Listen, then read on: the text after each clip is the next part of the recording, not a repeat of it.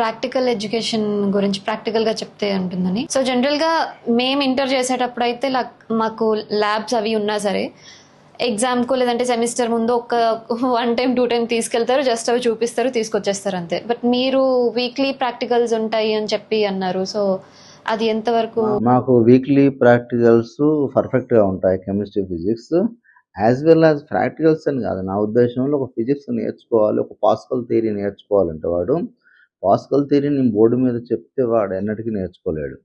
నేను ఒక 2 ఇంజెక్షన్లు తెచ్చి ఒక హైడ్రాలిక్ సిస్టమ్ ఎట్లా పనిచేస్తుంది, చిన్న లివర్తో మనం హైడ్రాలిక్ మూవ్ చేస్తే పెద్ద పెద్ద బకెట్లతో పెద్ద పెద్ద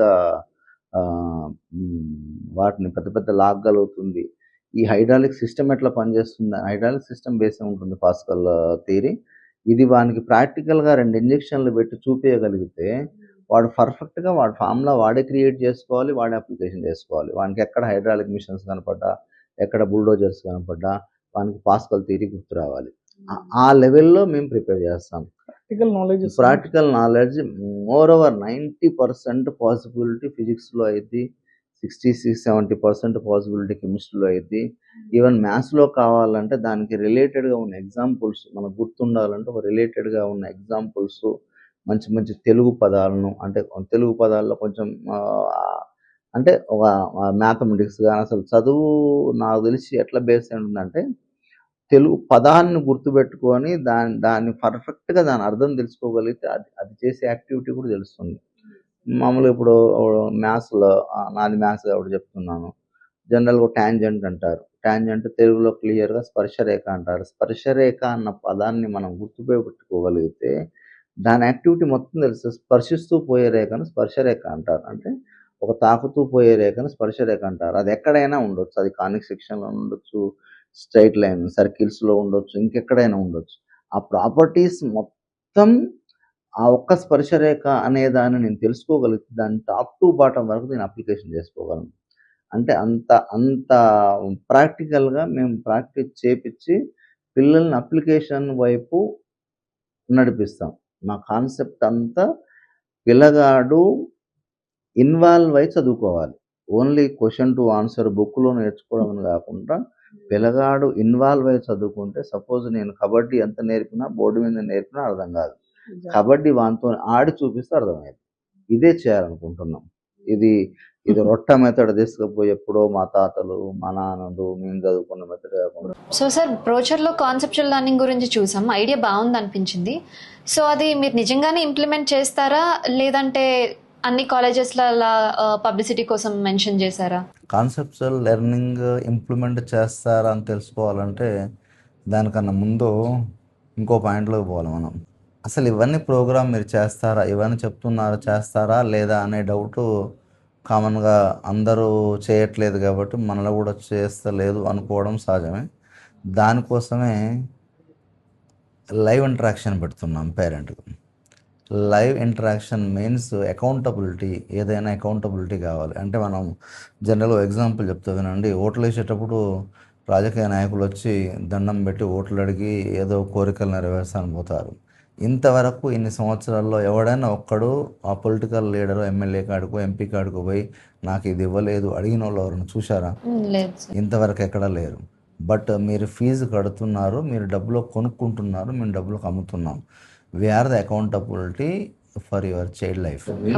మేము అకౌంటబిలిటీ అంటే మాది ప్రతి విషయాన్ని పిల్లగాడు కాలేజీలో జాయిన్ అయిన దగ్గర నుంచి అవుట్పుట్ వచ్చేంత వరకు ప్రతి విషయంలో మేము అకౌంటబిలిటీ ఉంటాం.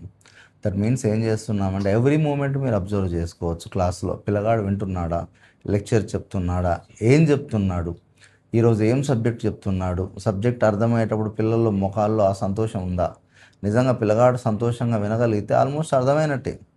ఇది అబ్జర్వ్ చేయగలిగితే మన పిల్లగాడు సంతోషంగా క్లాస్ వింటుండు, చదువుతుండు అని మనం ఎక్కడో దూరంగా ఉన్న పేరెంట్ ఊహించుకోవాల్సిన పని లేదు. మీరు everyday every moment in the classroom. ఎలా పాసిబుల్ అవుతుంది సార్ అది? లైవ్ యాక్సెస్ కెమెరాలు పెడతాము. మీకు వన్ సైడ్ డిజిటల్ క్లాసులో లెక్చర్ చెప్పి ఇవన్నీ కూడా రికార్డెడ్ అవుతాయి. అది రికార్డ్ లైవ్గా చూసుకోవచ్చు. మీ పిల్లగాడు ఏం చేస్తున్న ప్రతి మూమెంట్ ఆ క్లాసులో ఉన్న పేరెంట్స్ ప్రతి పిల్లవాడిని లైవ్లో చూసుకోవచ్చు. దీనివల్ల రెండు జరుగుతాయి. ఏం జరుగుతాయంటే పిల్లోళ్ళు పేరెంట్ అబ్జర్వ్ చేస్తుర్రు అన్న ఉద్దేశంతో వాళ్ళు కూడా కొంచెం ఇంట్రెస్ట్గా వినడం స్టార్ట్ చేస్తాడు. ఎందుకంటే మనం కావాల్సినంత బ్రేక్లు ఇచ్చుకుంటూ మధ్యలో వాడిని అసలు స్ట్రెస్ లేకుండా చదివిస్తున్నాం. రెండవది లెక్చర్ కూడా పర్ఫార్మెన్స్ ఎక్కువ ప్రొడ్యూస్ చేస్తాడు. సో పేరెంట్స్ అందరూ చూస్తున్నారు కదా, అబ్జర్వ్ చేస్తారని చెప్పి సో పేరెంట్స్ అందరూ చూస్తున్నారని ఇంకా ఇంకా ఎన్నో ఇన్నోవేటివ్ మెథడ్స్ వాడతాడు. అంటే హీరో కావాలని కోరుకుంటారు కదా ఎవరైనా. అందువల్ల లెక్చర్ కూడా చాలా ఆయనకున్న ప్రతిభను ఇంకెక్కువ ప్రదర్శించాలని చూస్తాడు. ఈ రెండు ఆల్టర్నేట్గా జరగడం వల్ల లెక్చర్ బాగా చెప్తున్నాడు, స్టూడెంట్ బాగా వింటున్నాడు. That's enough. దానివల్ల రిజల్ట్ అవుట్పుట్ ఆల్టర్నేట్గా వస్తుంది. ఇది మిగతా వాళ్ళందరూ చేయాలని నా ఉద్దేశం. ఎందుకంటే జస్ట్ మీరు డబ్బులు ఇచ్చి కొనుక్కుంటున్నారు, మేము అమ్ముకుంటున్నాం. ఇందులో హిడెన్ థింగ్స్ ఏమి లేవు. మీరు కొనుక్కుంటున్నారు కాబట్టి మీరు కొనే ప్రతి విషయాన్ని మీరు అబ్జర్వ్ చేయాలి. ఒక 50 రూపాయలు పెట్టి అరటి పండ్లు కొనడానికి పోతేనే మనకు కావాల్సిన అరటి పండ్లు తీసుకుంటాం. మీరు ఒక జీవితాన్ని ఇక్కడ ఇంటర్మీడియట్ అనేది ఒక లైఫ్ డిసైడింగ్ ఫ్యాక్టర్. ఇక్కడ మీరు అంత ఈజీగా ఒక అట్లా ఫీజు కట్టేసి వదిలేస్తే 24 months తర్వాత అవుట్పుట్ రాకపోతే అప్పుడు ఏడిచి మొత్తుకున్నా కూడా ఏం రాదు. నేనేమంటున్నా అంటే ఎప్పుడప్పుడు మీరు అప్డేట్ అయ్యారు, ఎప్పుడప్పుడు మీ పిల్లగాని పర్ఫార్మెన్స్ అబ్జర్వ్ చేయగలుగుతున్నారు అంటే మీ హ్యాపీనెస్ ఉంటుంది. మీకు ఒక కాన్ఫిడెన్స్ ఉంటుంది. పిల్లగాని కాదు, మీకు కాన్ఫిడెన్స్ ఉంటుంది. మనం అట్లా ఏమన్నా సజెస్ట్ చేయగలిగితే సజెస్ట్ చేయొచ్చు.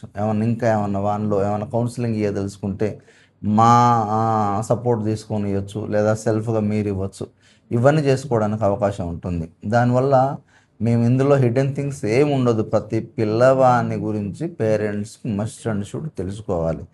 నెక్స్ట్ ఏంటంటే కార్పొరేట్లో ఒక 2 సెక్షన్లు మీరు ఎక్కడైనా చూడండి, హైదరాబాద్లో కానీ ఎక్కడో కానీ ఒక 2 సెక్షన్ల వరకు టాప్ ఫ్యాకల్టీని పెట్టి మిగతా అన్ని సెక్షన్లకు మామూలు ఫ్యాకల్టీని పెడతారు. మీరు ఏ క్యాంపస్ పోయి చూడండి, టాప్ 1-2 ర్యాంకులు చెప్పే క్యాంపస్ కానీ చిన్న క్యాంపస్లో పోయి చూడండి, ఇదే జరిగేది. మేము లైవ్ యాక్స్ పెడుతున్నాం. మినిమం 20 years ప్లస్ ఉన్న ఎక్స్పీరియన్స్ ఉన్న ఫ్యాకల్టీనే పెడతాం. దట్ ఫ్యాకల్టీ ఏం చెప్తున్నాడో మీరు చూడొచ్చు.